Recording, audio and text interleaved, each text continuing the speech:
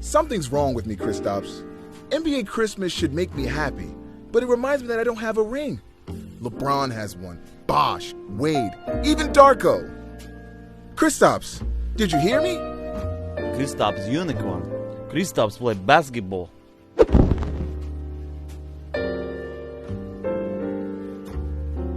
I know Christmas is all about giving, but I want a ring, and it feels like it's never gonna happen. You know, Mello, anything is possible. Don't even say it, KG. Anything is possible! Good grief. I don't know what else we can do. I'd do anything for a ring. Phil, nobody likes the triangle. What about some of them?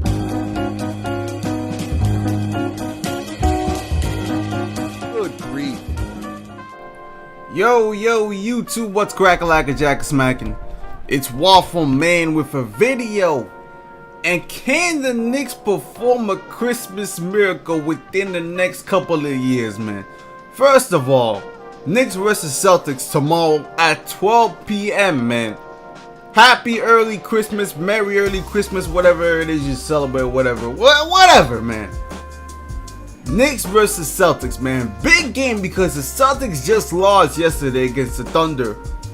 And the Knicks get this win. This is going to be huge because the Celtics will lose another game. And I think the Celtics will fall below the Knicks again. And the Knicks would recapture that third spot. So it's going to be a huge game tomorrow. Especially since the Celtics got their players there. Isaiah Thomas, Al Horford, Jay Crowder, Avery Bradley, who's been playing phenomenal. So it's going to be a good litmus test again to see if we can compete with dumb teams. And again, the Knicks are a great home team. We have one of the best records at home in the NBA. So I'm looking for the Knicks to do well.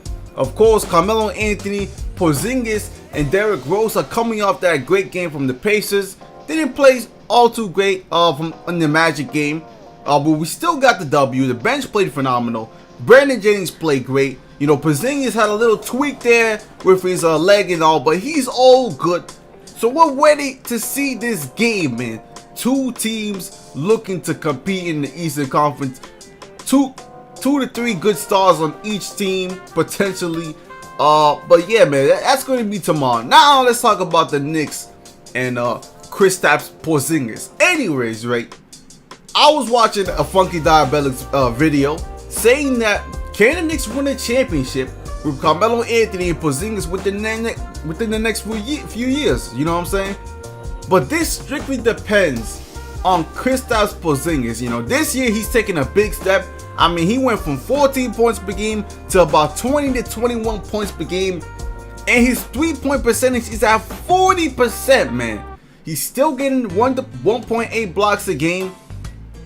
And if you look at the stats, right, this year against defending around the rim, he ranks #1 in the NBA compared to people like Rudy Gobert, Hassan Whiteside, and DeAndre Jordan. His field goal percentage opposingly against at the rim is 40%. Only 40%. So this guy is defending around the rim. He's a paint protector. And he has the offensive ability. You know, he's got that offensive dribble moves at 7'3".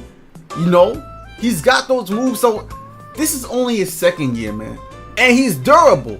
Unlike the other bigs, so far Porzingis hasn't missed a game this season. Last season he played 72 games, and I think the reason he even took some games off was just for rest. So we see a guy who is a potential superstar who could potentially be legitimately durable for a very long time in his career. And he hasn't even built up his entire weight yet. He's still young. He won't be turning 22 till about what? Next August? So Porzingis definitely has a bright future. And with the new CBA that's been implemented, I mean, it's going to be tough for Porzingis to be like, you know what, after the first time we sign him, the second time we get a chance to sign him and he's still balling like that, it's going to be really hard for him to say like, you know what, let me get out of here and leave. Especially since New York is such a loving culture, man. We already love this guy. and he already feels the love, and he loves playing in the Garden, man. Best arena in basketball. But, you know, Carmelo Anthony, the way, you know, he plays and style of play, he doesn't really rely on his athleticism. Carmelo Anthony is a pure scorer, and he's savvy, he's smart, he knows the game of basketball, he still knows where to get his shots at. And the only thing that, like I've been saying about Carmelo Anthony is whether his shots are falling. He still has the strength. Matter of fact, he looks slimmer than last season. And he's still an intelligent basketball player. He doesn't need to rely on his athleticism because he got his strength, man. He doesn't need to do all that dunking stuff. He's not like LeBron James, of course, but he's a player who can get his shots, you know, run around the pick and roll. And even if he's not the best player on the team anymore, he'll still be a threat, man. I mean, some people think Porzingis is the best player on the team right now, but Carmelo Anthony is still commanding double teams. I mean, you see the defense versus him. You see how many times this season has he dropped 35 points? How many times this season has he dropped 35 points? I mean, he probably could have dropped 40 points. I mean, he probably will drop 40 points one time in this season. So, this man, Carmelo Anthony, I'd say he has, after this season, maybe 2 or 3 more seasons before we really start to see him decline into the 17 to 19 points per game range. And until then, I think that's plenty of time for the Knicks to actually build a legitimate contender around Porzingis, especially because within the next 2-3 years, man, I think Porzingis is going to take a huge quantum leap, man. I mean, this is just me predicting and stuff like that, using opinions and assumptions, but I feel like Porzingis is the gem, bro. He's the gem in the mine. He is that rare diamond you find when you're mining a mine, and we got him, bro. And if you think about it, right, compared to the other teams, yeah, you know, the Timberwolves got Karl Anthony Towns, and they got Wiggins, and they got Zach LaVine and Chris Dunn. But look at the Timberwolves, man. I understand they're playing in a different conference, but you see, the Timberwolves, I don't think they got a veteran on that team to really lead them. So that's why they're losing these games. Whereas the Knicks, they got Derrick Rose, they got Carmelo Anthony, and Porzingis, Joakim, Courtney Lee. These guys already know how to play.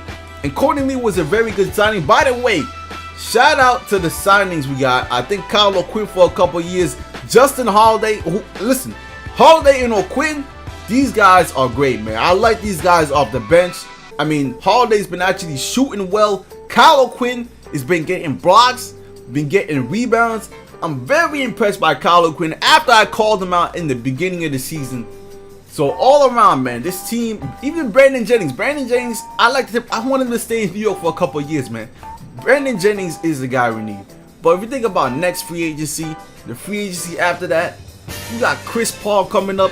If the Knicks somehow find a way to get Chris Paul, I don't know, man. That could be the turning point we need, man. That could be the one chip we need. No disrespect to Derrick Rose. Or maybe we can even get Derrick Rose and CP. I don't know, man. But anyways, let me know in the comment section, man. Can the Knicks perform a Christmas miracle tomorrow and in the next couple of years? But I'm out for now. Peace.